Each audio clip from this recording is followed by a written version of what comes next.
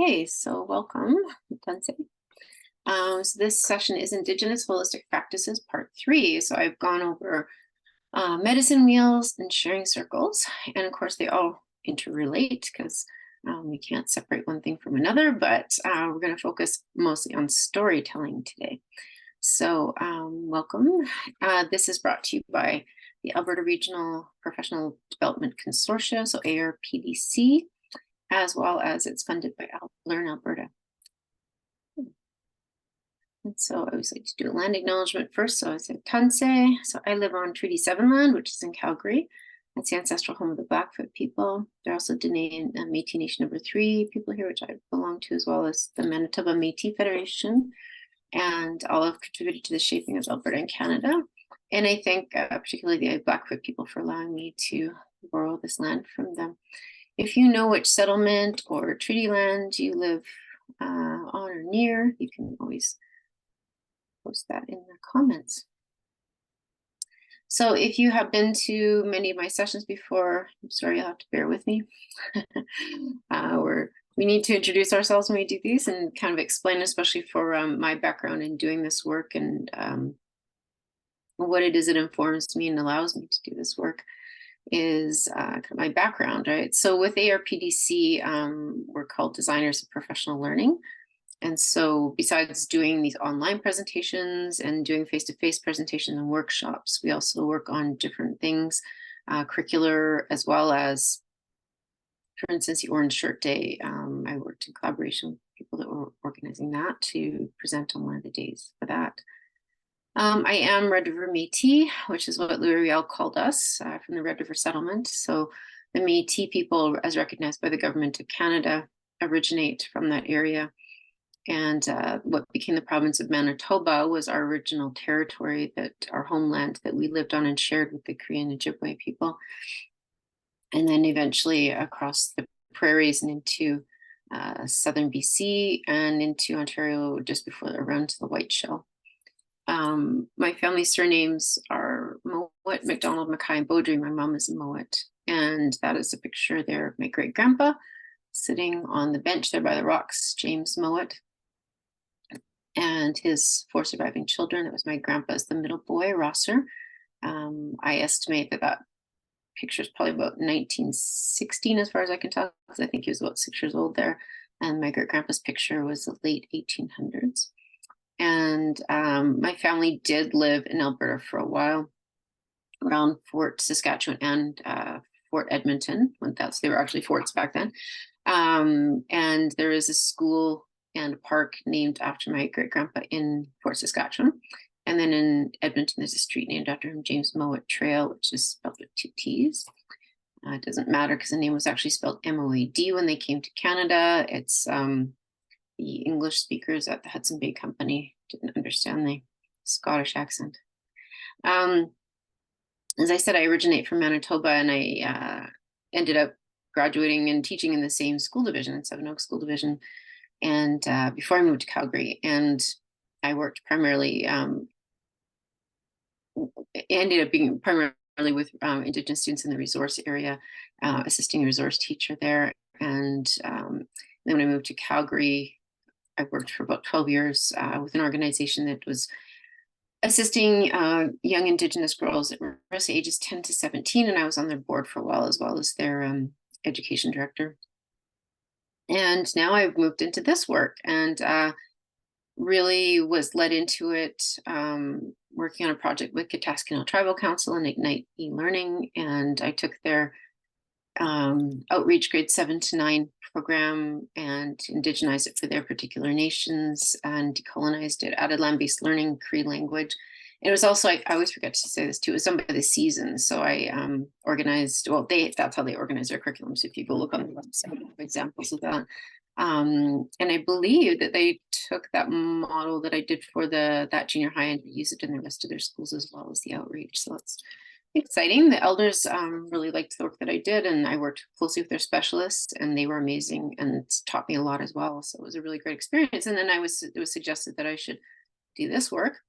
And my goal is to try and help particularly non-Indigenous teachers, not just you guys, but mainly non-Indigenous teachers feel comfortable with using Indigenous ways of knowing in their teaching practice, so that they can feel comfortable knowing that what they're doing is being done in a respectful way, and it's not being done, with appropriation and that sort of thing. So hopefully that's my goal, and hopefully that helps all of you. And if as I always tell people, if you have any questions beyond this presentation, you can always send them to me. I don't have all the answers, but I do know lots of people that do have lots of really good answers. I'm going to show you the ARPDC resources. If you've already seen these, just bear with me again, but they are really great resources, and I think that everybody should know that they're available.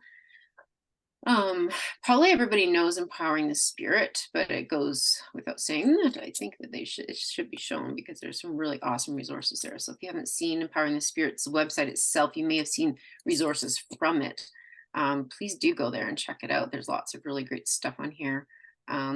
Yeah, and there's a guide to the site as well, and it's education for reconciliation. So there's a lot of really great resources on here. Particularly, I really like the Orange Shirt Day and Beyond. There's some teaching tools on there, like some posters and things like that you can print off and use in your classroom, which are really great. And then if we go back to the ARPDC website, you can search by your focus of what you would like. And in this case, I'm going to pull up all of the First Nations, Métis, and Inuit resources that are available. And these are all done by Alberta educators that have worked in some time or in some fashion with ARPDC divisions and together.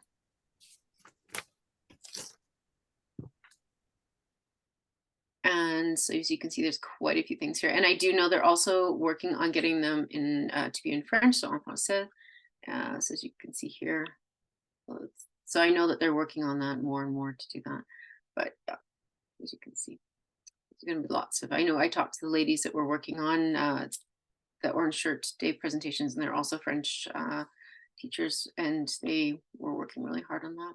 You can search by level, or you can search by type. So yeah, I just wanted to let you know that those are there, because there are some really great resources that are already created for our province.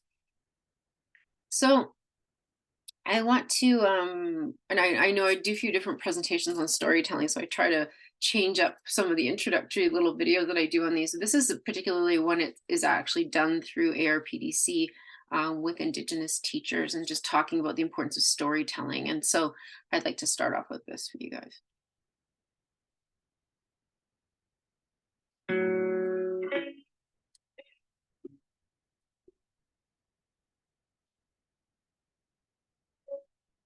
A long time ago, storytelling was very important, because that's the way our youth learned.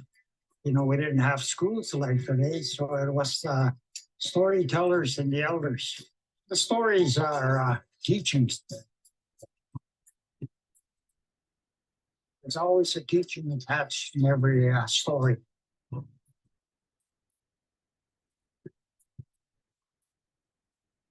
Okay, I'll tell you a quick one there, the coyote in the blanket. One time, coyote was walking out in the field, and the role of storytelling in the Aboriginal community, I think, was originally used to share information, to help people within a community learn what are the roles or the values of that community. I think that it was very effective because it brought people together. They shared everything. They not only shared food, clothing, shelter, but they shared a wealth of culture and community. And I think that it was passed down effectively because they didn't have all the tools and media resources that we have today. And so in these very small, special settings, they shared a lot of information. Told him, that's mine. And the birds were telling him, coyote's stealing, he's done wrong and he shouldn't do that. And finally, the rock started moving and started rolling after the coyote, It was blanking it, And so the moral of the story that you shouldn't take anything that doesn't belong to you. I believe there's a rich tradition of storytelling in the Aboriginal community. And I've been teaching at Prince Charles for 10 years. So it's been a learning experience for me to find out the role of storytelling in their culture.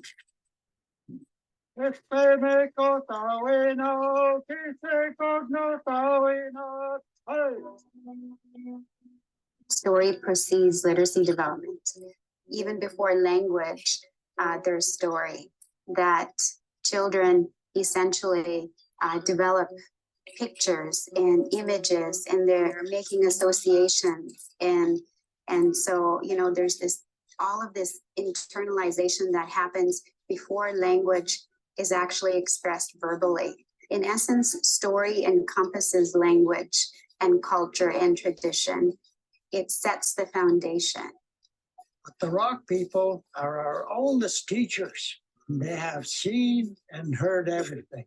I think that for some children where there's maybe not been any prior language shared at home through books, that when they come to school, it can really do a lot to build the vocabulary, to give them skills to become stronger writers. And it takes time to learn those skills.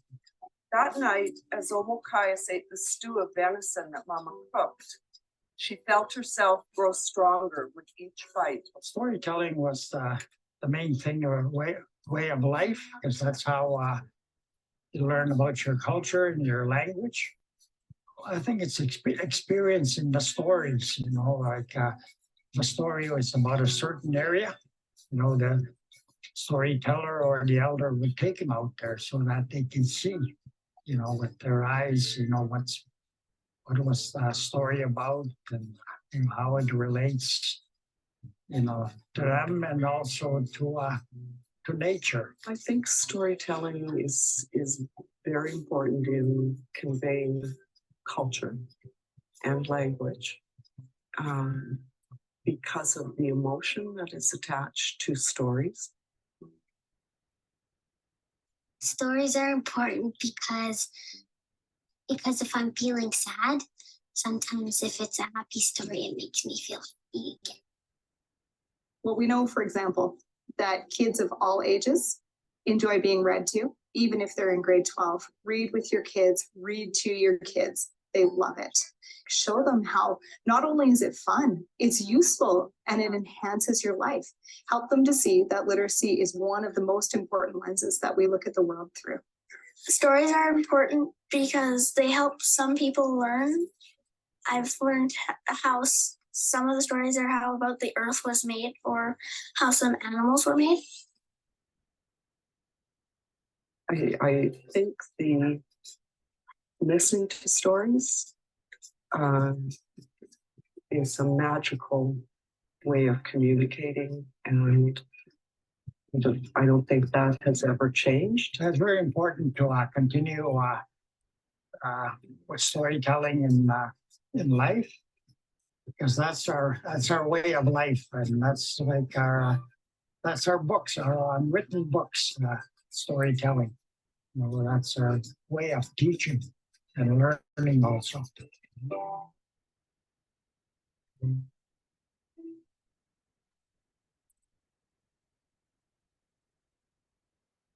Yeah, so it just gives you a little bit of an idea in regard to the role of storytelling. And any Indigenous culture around the world has been oral tradition.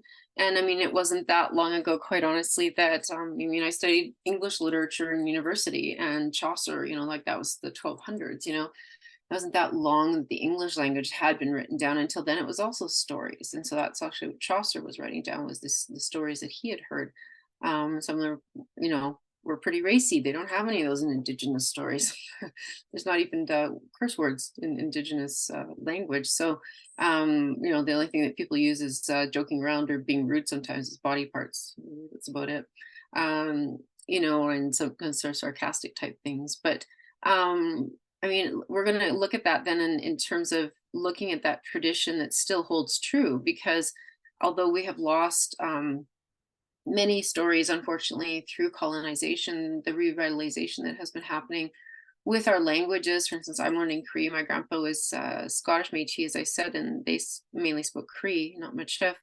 And me learning that and learning about the language and just the richness of the languages, and Yeah, I just want to explore some of that with you, and just so how that we can use this idea of Indigenous storytelling to really help kids and enrich all children, not just Indigenous children. How can we enrich all the kids in school, and give teachers another tool as well to in your tool bag in terms of language arts, and maybe enthusing the kids, getting them excited about learning this, giving them kind of a hook, because this is Canadian, right? Like, there is nothing more Canadian than First Nations culture, the people that have always been here, and using that and showing the kids, I think, when they get to learn about the people that have always lived here and the traditions that they have, and just the richness of, the dance and the music and the stories, and they all work together, because dance and music and stories, they're all stories. So that's something else that I explain to you guys, like a dance, when you see somebody dancing at a powwow or whatever it may be, that is it's not only a story, it's a prayer, right? It's a prayer, and acknowledging your ancestors, as well as the songs, if you've ever gone to Christian churches, like I've gone to evangelical churches, and you've got those songs where you repeat them over and over again, because it's kind of like a trance like state. That Indigenous songs have always been like that. That's not new. That's something that Christians have adopted new, but it's more of an Indigenous practice, because they sing a song over and over and over again, and at least 4 times for the 4 directions, and each time it repeats. You'll hear the song repeat, just like those verses that are sang in church. And it is, again, it's that kind of meditative, prayerful state, right? But they're a story. Each one of those is a story of some sort. So it's really important to understand that's an integral to Indigenous languages and the culture. The languages themselves, as I've been learning Cree, is so colorful and so tied to the land, all the language that you learn. And it doesn't always translate. If you know a second language, you as well know that when you translate it into English, it loses something. When you do that with Indigenous languages here, it really loses something, because there's certain words that just have a meaning, a spiritual meaning, particularly that it's not conveyable within the English language, unfortunately. English is limited in that way, even though there's so many words, but so many words are also borrowed from other languages because of that reason too, right? But as I said in the video, the stories teach so many different things. There's history, there's cultural etiquette, spiritual beliefs, so much that goes down, passed down through elders or knowledge keepers and matriarchs, right? And most of this was done in the winter, when it was too cold to go outside. And so you had the fire in the teepee, and you were inside, or for the Métis people, when we had trappers tents, if people were out trapping in the winter still too, or inside houses with a really nice fireplace roaring and people telling stories. For our Métis people, a little bit different, because, we had the European side as well. So there'd be a lot of, fiddle music and jigging, but the songs would go on sometimes for days. I've heard that you get an elder, a storyteller going, and they would go for days and days, and you just have to keep listening to them because you can't interrupt them. First Nations, I'm not sure, because I'm not First Nations, but I do know that that's how they pass their time as well, to pass on things to their people. But what's really important is you can't separate those Indigenous languages from their stories, right? And that's, like I said, there's often no words to express those things. Really important. I just want to let everybody know, things that are published or shared with you by permission from the people that you got those from are fine to use. And of course, there's stories online. There's books that are published, for instance, like Strong Nations and Good Minds are Indigenous owned. I think there's Medicine Wheel Publishing as well. Those should have been vetted by those companies, since they're Indigenous owned. So if they are to make a mistake, that would not be your fault. If you find something online that you're not sure about, that has something's been shared online, for instance, like say a book has been read, perhaps, and you're not sure if that's okay with that author, then it's always a good idea to check with them first. Email them if you're able to, or whatever that might entail. But things like stories that are specific to a group, for instance, a clan, or a family, particularly, those are not to be shared, because that's their family stories. There are stories that elders tell, just like there's songs that they sing in ceremony, or songs that they sing, they're only done in specific times or specific places. So there's, for instance, there are ceremony songs, like we've been taught some of those even at my Cree class, and they're okay when you're in circle and you're doing that, but they're not to be recorded, or they're not to be, like our elders are like, you're not to record that and put like on TikTok or on YouTube or something like that. You're not allowed to do that, because those are special songs. So those are things to know. It's really important. Same with stories. Like I said, music and dance and stories are all stories, and they're done in specific places at specific times. So always ask permission just if you're unsure. That's my rule of thumb. There is no go ahead and do it later and beg for forgiveness within Indigenous culture. It's just considered disrespectful and rude. So it's always a good idea to go ahead and ask. But I guess in that video, you saw a couple of different elders telling stories, and, they have different approaches. And the gentleman you saw, he was dressed in more of his traditional clothing, and he also had, visuals to show the kids. Sometimes elders, get up and they, especially if they're telling stories about animals, they'll get up and they'll act out like Musqueam, like the bear, and they'll go up to the kids and stuff like that, or whatever it might be. And depending on how their mobility and their age and that sort of thing. But I just thought I'd show you, this is Elder Hazel, and she's amazing. And this is for the younger ones, but I think it's good to show the older ones as well, because I think that storytelling, because it's done by adults as well, that children of all ages can learn to do these things. So this is on YouTube.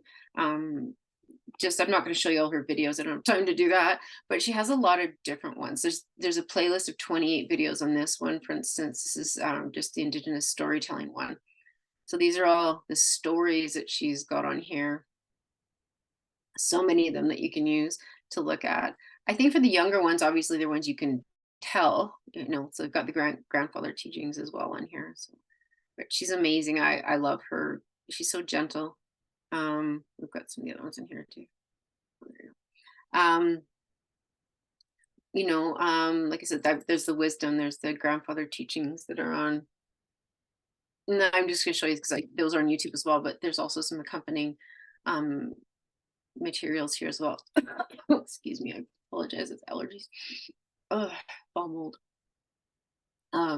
But yeah, so she's through the Royal Saskatchewan Museum.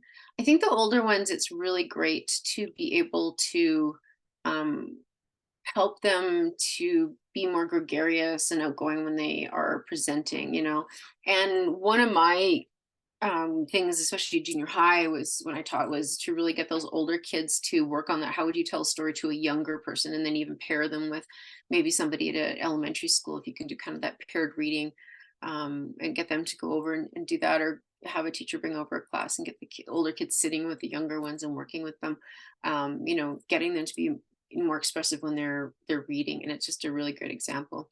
I just wanted to point this out on Empowering the Spirit as well, that there is a separate section here on sharing through story.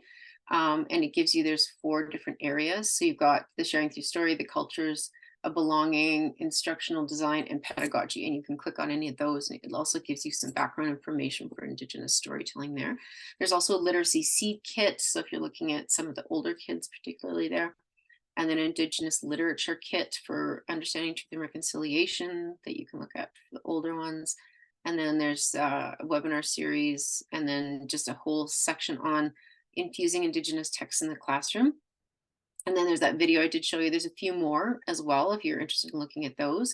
The last one in particular, I think, is really interesting. I've used that a few times for different things, but just looking at that idea of giving students channels for expressing themselves. And really just what I'm talking about right now about, how do you get them to be more expressive, even the older ones. So that those resources are there too, if you want to look through those.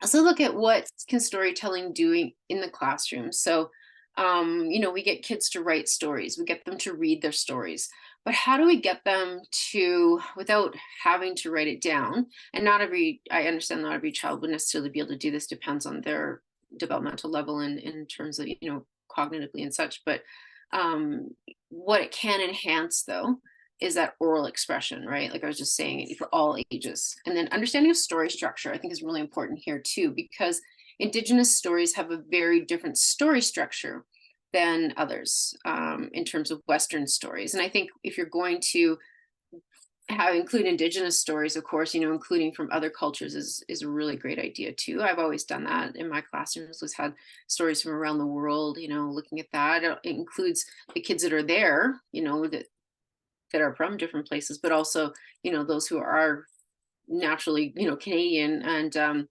and also because Indigenous storytelling is very open-ended generally.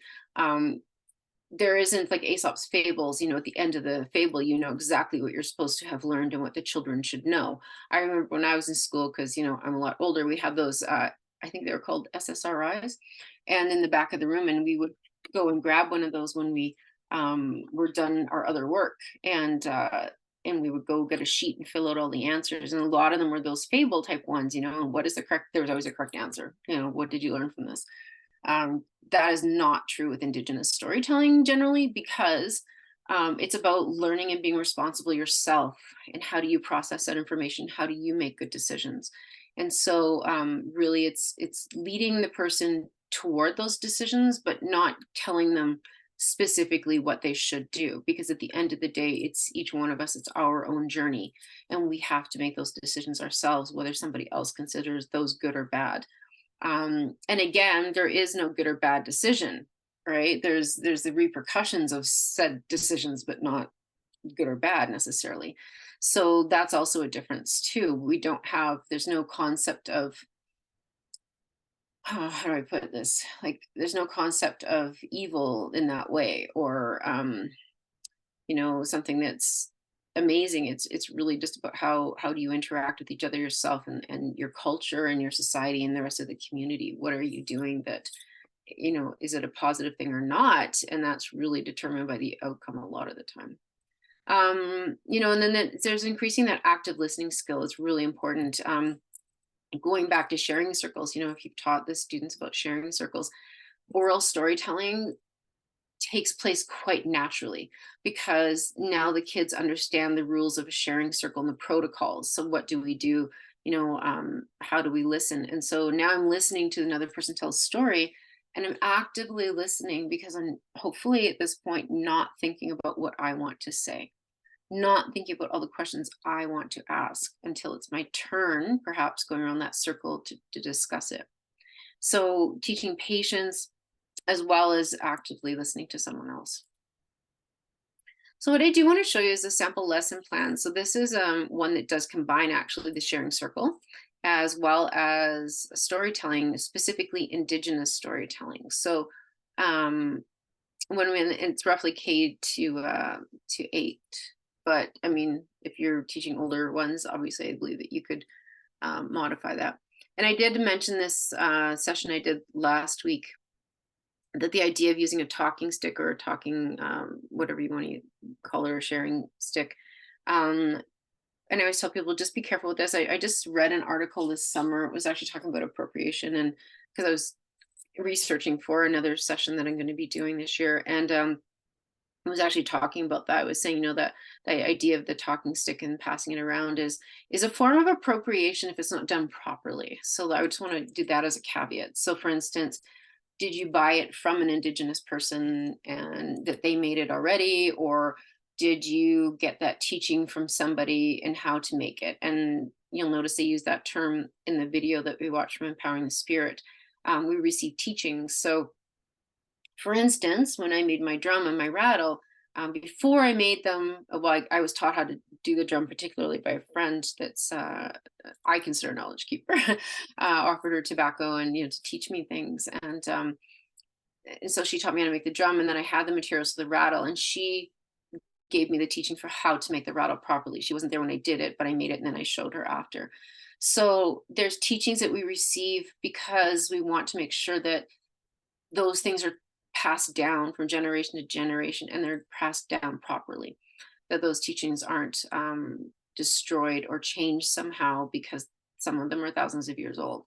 And so the same with the talking sticks. So I just let people know, like, if you haven't got that ability to either get it from somebody who's Indigenous or get that teaching, use a feather or a rock. I've used even, because I haven't had that teaching yet either myself, so I've used a rock a lot of the time, or a feather.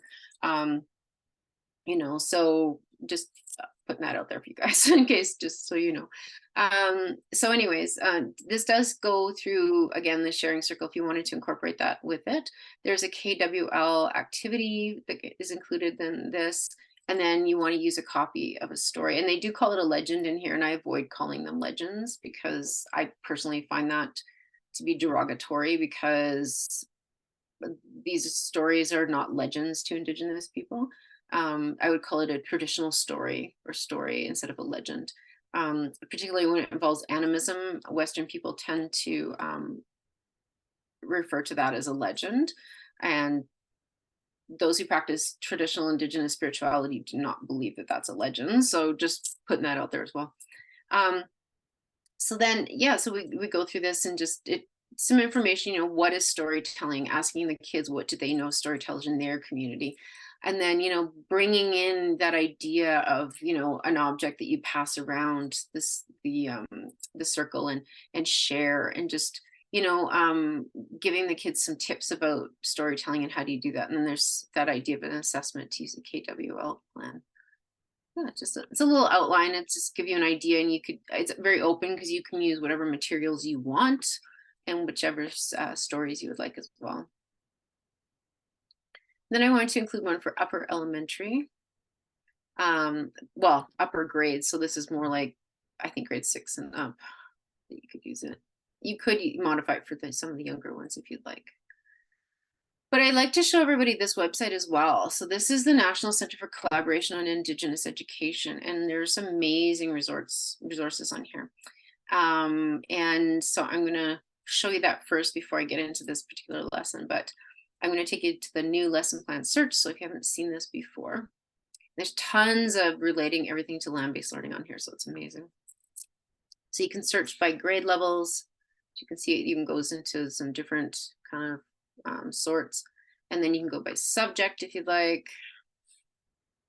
Whoops, sorry. Click on the blue area. See all different there, and then of course the provinces and territories, and then you can go to search items. So there's a whole lot of different ones here, different areas.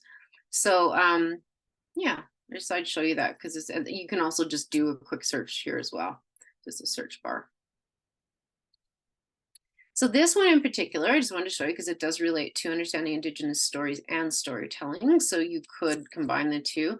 There are also on these sites related resources. So there's links to First Nations stories, Elder Digital Storytelling Project, as well as a Youth Digital Story Project, and then a couple more stories on there as well. And if you also look on the side where it says holism and all our relations, so how are these things related? The idea that, we learn things in a circular fashion, that you can't separate things. You can't divide them into separate subject areas as you do in Western education. So everything relates back to each other. So that idea, there's just some links on the side as in regard to, how does this relate to it? How it explains to you what has been done. Yeah, and then there's an acknowledgement protocol in here so that you can acknowledge the people whose story this is. And then there's some learning outcomes explaining it to you.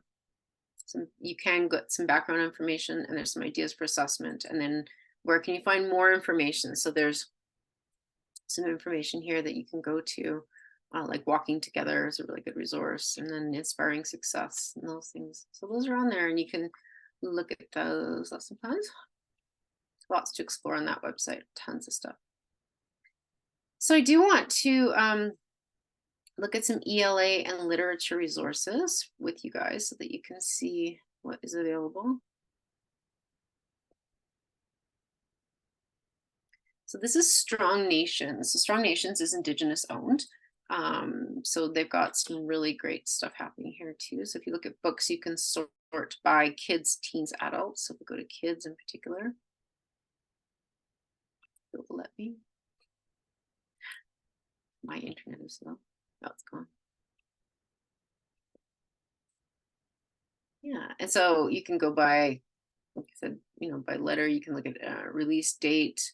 You can even search. So if I wanted to look for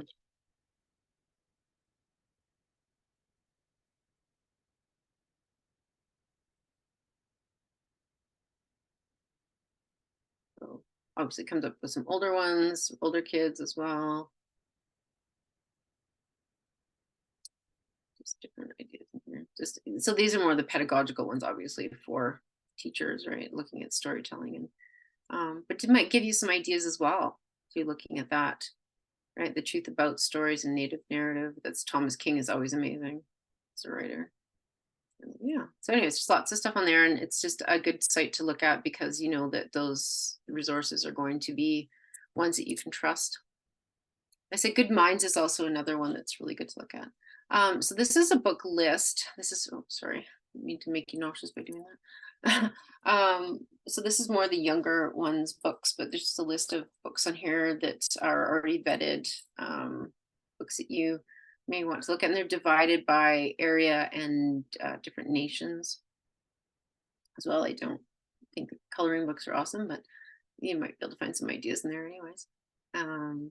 But yeah, then and it depends where you're living, right? So I always say try to start first where you are locally.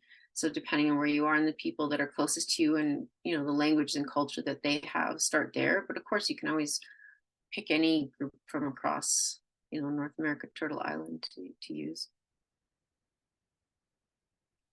So, and this is also another list too, a lot of the younger ones, but it does have a picture of the book. It has have a really great description on it. So that's why I like this as well. And there's some really good books on here too for the younger ones, like this one, I'm Not a Number, and that really works well for Truth and Reconciliation. You know, in terms of the little girl that's sent to residential school and talking about that. Kokum's Red Shoes, same thing. Stolen Words. So a lot of them are for the younger ones, but ones that you can use in regard to that. I may have a little bit of time to show you one of Elder Hazel's videos at the end. I wasn't sure how much time I was going to have, but I may have enough time.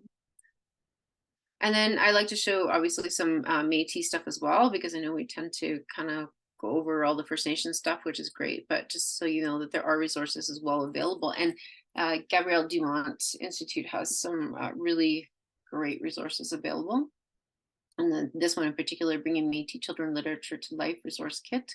And, you know, and they've got my favorite Leah Dorian's in here as well. And Wilfred Burton is in here as well too. But and there's, I know that one's a little bit expensive, but if you've got that for your school library, that would probably be really awesome. And then looking at, you know, teaching English language arts, the U of A has some really great stuff on here, as well as some videos in regard to that. But they've got the annotated book lists as well through, and this is actually, I'll show you this one. This is through the ARPDC as well for Empowering the Spirit. And so, like I said, if you go through Empowering the Spirit, there's tons of really great stuff. And, you know, lots, like you can see, there's lots of videos on here about Indigenous texts and how they work. They've got some Google slide decks on here, annotated book lists, which are really amazing, all down here. So there's that. They've also got the Guiding Voices. I don't know if you've seen that resource, but oh, sorry, I'm going to download it for me. It won't open up for me, but you can download that one. Lots of things that can be downloaded. What I really like on here too is how they've divided it up into the different Indigenous groups that are in Alberta, so that you can use some of those things as well. And then down the side, you know, down the right hand side too, we've got broken into, you know, books for residential schools, Indigenous picture books, books to build on, right? And then this is always really good. I like any of the FNESC resources are amazing, because they always vet everything. So you'll notice, like, and they're you can download the PDFs on these. So these are completely available, and they're not that old. This is 2021, both of them. So they're not that they're not outdated yet. I know there's more stuff I'm sure they could add to it. They're not outdated yet. Yeah. So and then if you look too, there's even more book lists down the side. So there's lots of stuff for you there to explore. Oh, I don't receive my email.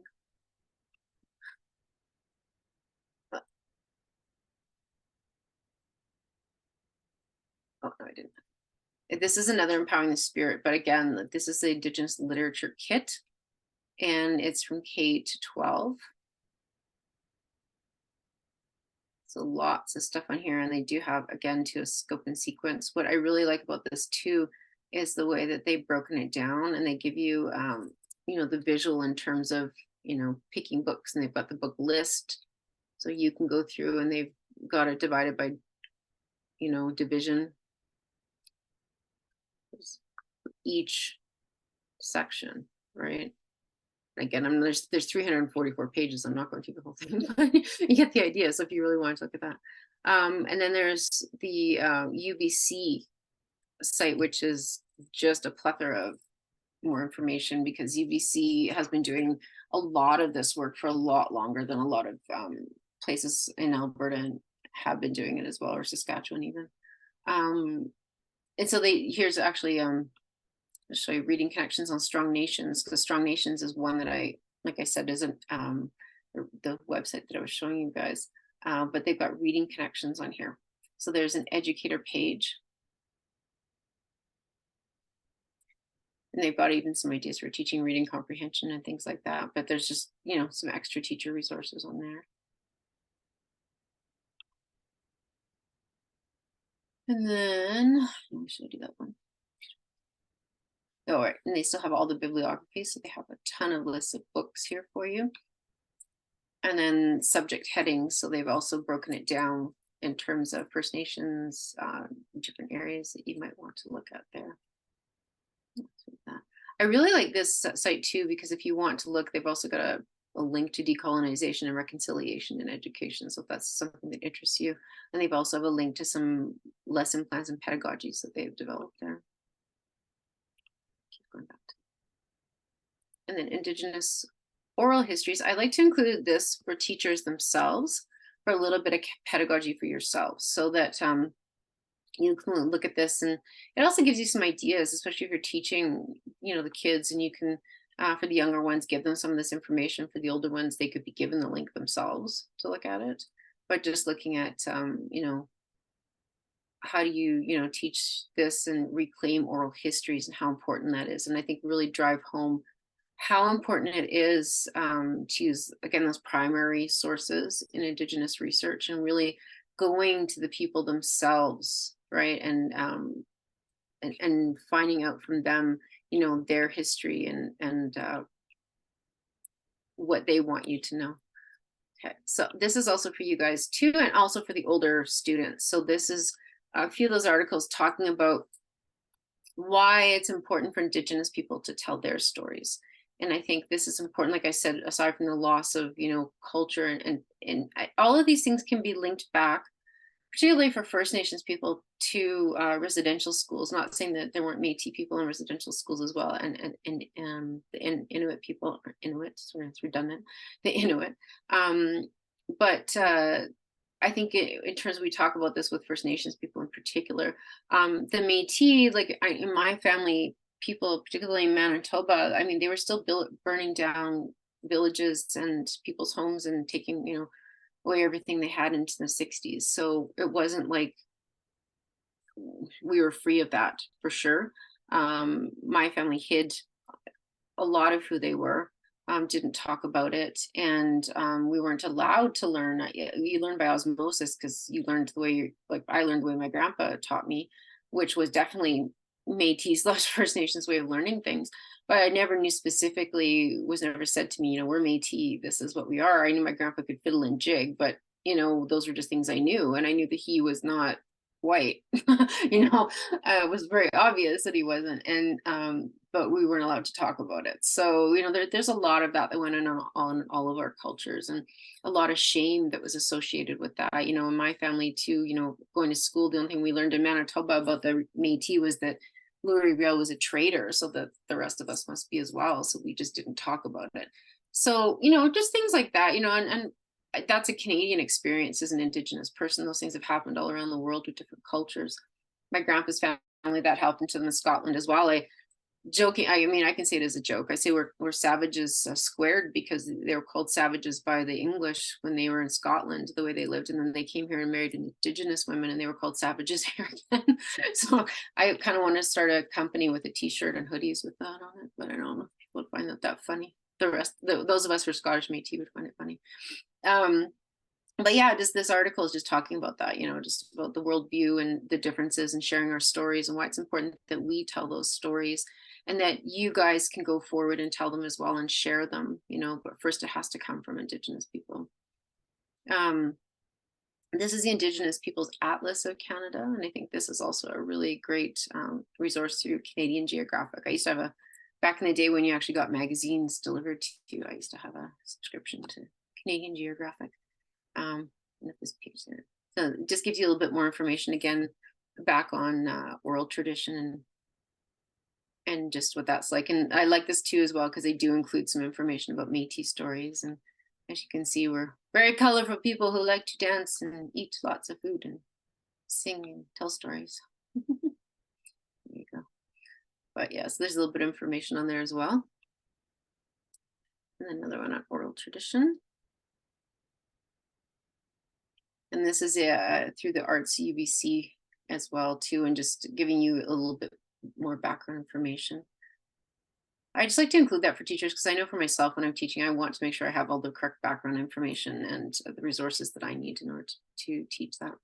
So what I'm going to do, actually, because I do have a couple of minutes, I can show you one of Elder Hazel's videos because she's just so amazing. I want to find the turtle one because it's my favorite. I think that's kind of dorky, but I think it's just the cutest. If I can find it. Yes, how the turtle got its shell. This is when she didn't have gray hair yet. She's still dyeing it.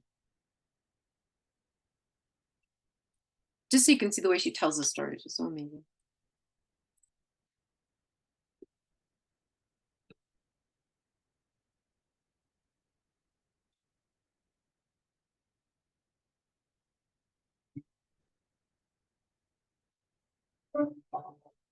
Hey everyone, welcome to the Royal Saskatchewan Museum.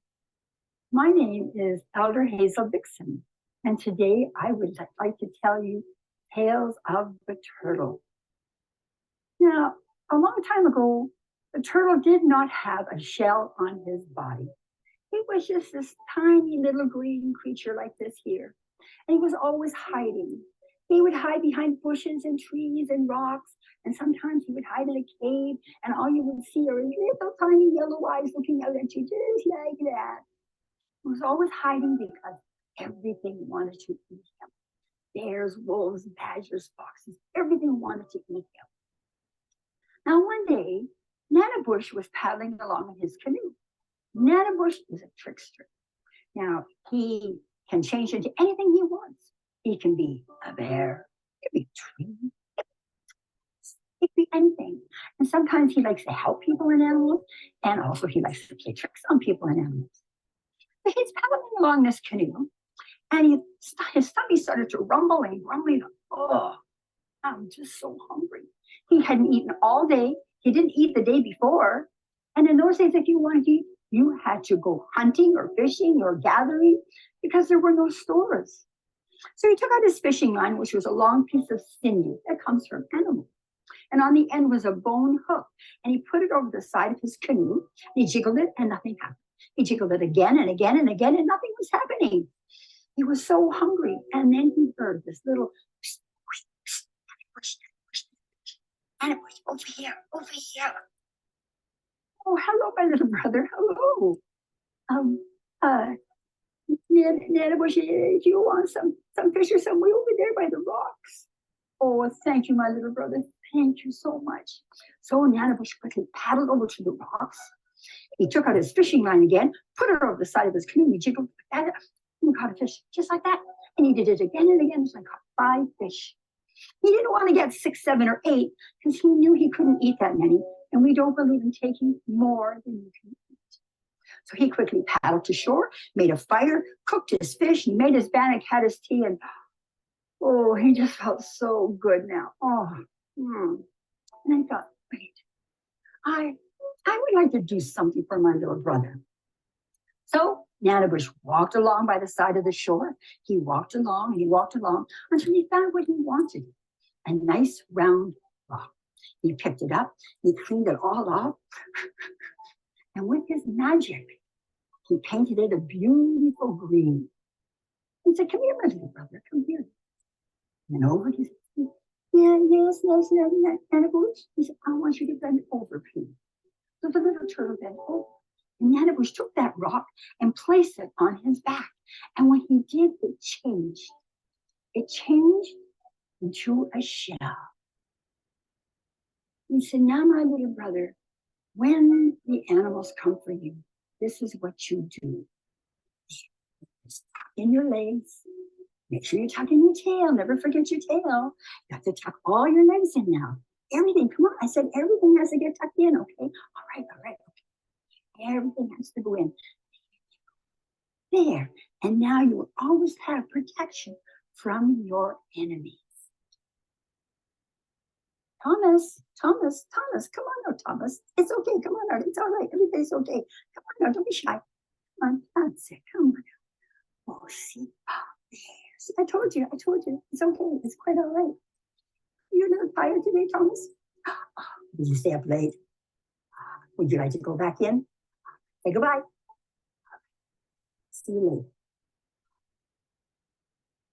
And they say that is how the turtle got his shell. I just love her. I think she's amazing. Anyways, I'm going to stop sharing on there, open it up, and see if you guys leave the last little bit. I'm going to actually stop recording as well.